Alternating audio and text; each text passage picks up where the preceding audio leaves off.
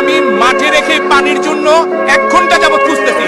একটা পানির 2 লিটার পানির বোতল 600 টাকা দাম চাইছে আমার কাছে। 600 একটা 2 লিটার পানির বোতল, 2 লিটার পানির দাম 600 টাকা চাইছে আমার কাছে। 600 কিভাবে? আপনি বলেন কিভাবে সম্ভব? এটা আমাদের দেশে সম্ভব। সব সম্ভবের দেশ হচ্ছে আমাদের দেশ।